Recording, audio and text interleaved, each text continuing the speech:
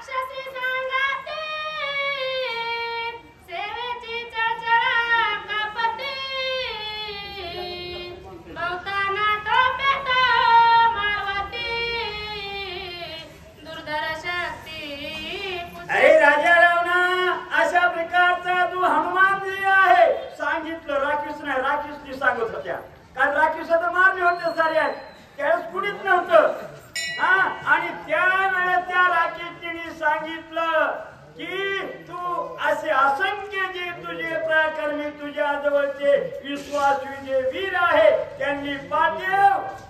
त्यांनी सांगायचं ह्यांच्या अंगाला हिव सुटलो थड थड त्या कारण डोळ्यापुढे जो पराक्रम पाहितलेला आहे तो माणूस जरी दिसला तरी माणसाच्या अंगाला घाम फुटतो नवाचे माणूस तरी खतरनाक आहे एखादा दिव्य अशा प्रकारचा जर साधू पाहितला तर माणूस म्हणतो तिकडे नका आपलं लांबूनच दर्शन घ्यावा म्हणून त्या हनुमंताचं लांबूनच दर्शन घेत का याला दिव्य शक्ती म्हणत आहे तसा तो दिव्य रूपी तो वाहनेर आहे राजा रावणा हलके सालके वीर पाठवू नको अशा त्या राक्षसनी राजा रावणाला सांगू लागल्या सीतेपासी लवणाचा काळा नाही मोडिले देऊळा वानर दिसे स्वधर्म शिळ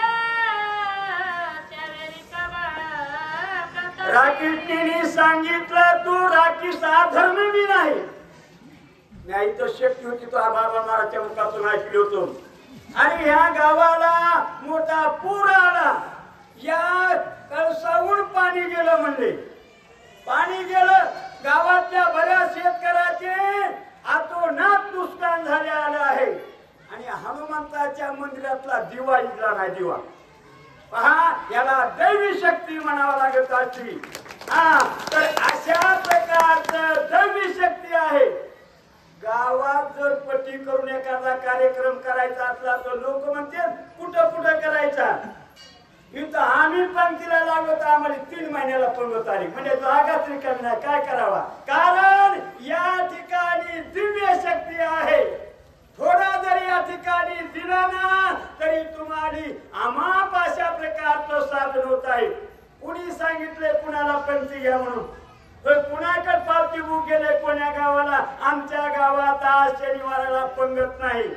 का लोक येतात या हनुमंताची जी अशुभपणामध्ये दिव्य शक्ती आहे हेच दिव्य शक्ती या हनुमानजीच्या ठिकाणी आहे जैनी या हनुमंताचा लाभ घेतला किंवा त्याचा कर्तव्य पाहितलं सर्व लोक नतमस्तक होतात आणि पुन्हा म्हणतात हनुमानजी तुम्ही आमच्यावर कृपा करा आम्ही असं करू जसं राक्षसीने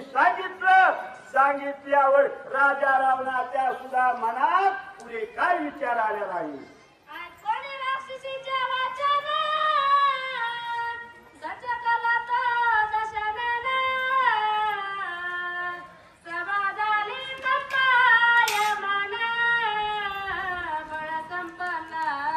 आणि ज्या वेळेस त्या राक्षसाने राजा रावणाला सांगितलं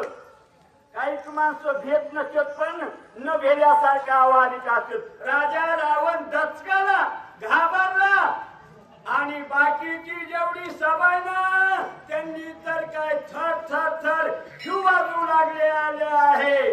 आता आपली बरी गोष्ट नाही म्हणजे अशा प्रकारची अवस्था राजा रावणाच्या सभेच्या ठिकाणी झालेली आहे।